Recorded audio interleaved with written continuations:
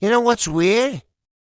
I was lying here, and suddenly my brain whispered, what if I had a city made entirely of food?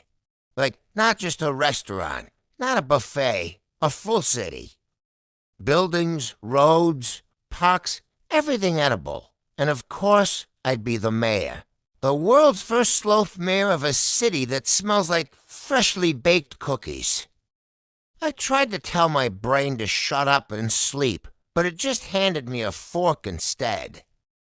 So first, I'd start with the streets, wide, soft, and made of pancakes.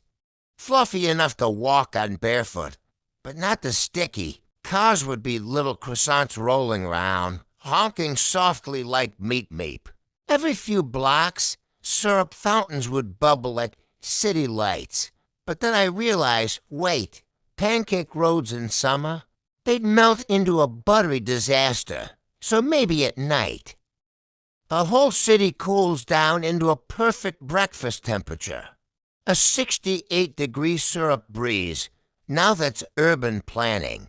Then there's the skyscrapers. Oh, they'd have to be chocolate bars, stacked high with caramel windows. I'd probably have to ban anyone from licking the walls, especially on humid days. The elevators would be made of licorice ropes, and when you press a button, a marshmallow puff sound goes poof. I can already imagine myself leaning out of my office window, watching the sunset melt over a skyline that tastes like dessert. Though honestly, being a mayor here would be risky, because I'd keep taking just one bite out of the infrastructure. Next, we have the park, the grass, shredded lettuce, the trees, cotton candy trunks with gummy bear fruit. Every time the wind blows, the leaves sprinkle tiny sugar crystals that sparkle in the air.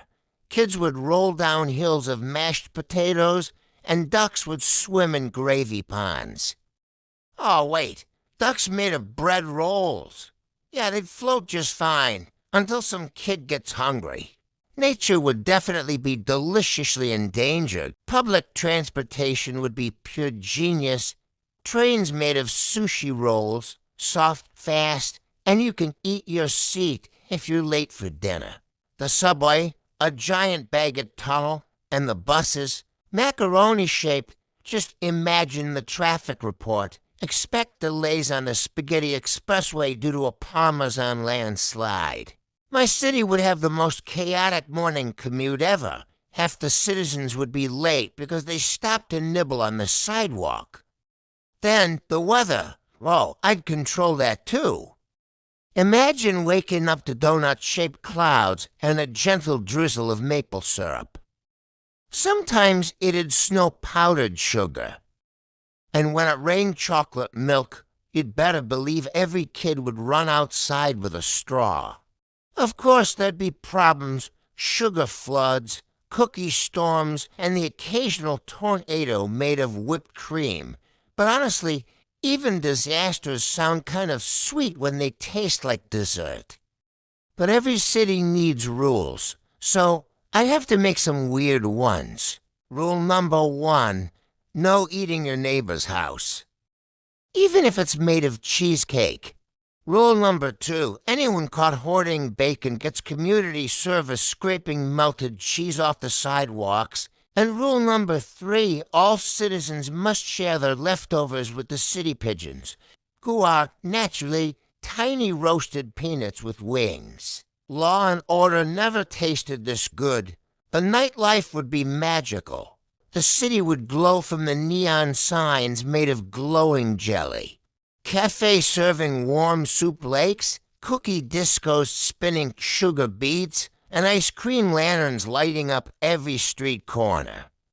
Couples would stroll hand in hand down chocolate boulevards, and I'd sit on my caramel balcony, sipping a cup of steaming cocoa, thinking I built this city from my appetite. And then I'd probably eat the railing. But here's the thing, every paradise has a problem. One day, maybe a giant rainstorm hits and the whole place starts melting. Chocolate skyscrapers collapsing, pancake roads turning to mush, sushi trains dissolving into chaos. I'd stand there, holding a spoon, watching my city drip away. Maybe that's the price of living in a world made of what we crave. It never lasts. It's too sweet to stay forever. And maybe that's okay. So now I'm lying here again, staring at the ceiling, realizing my brain just built and destroyed a whole city out of food in one night. Maybe the point isn't that I want to live there. Maybe I just want the feeling, that mix of comfort, chaos, and sweetness we all chase. The idea that even in a world made of sugar, you'd still find yourself craving something real. And that thought might finally let me sleep or at least dream of pancakes.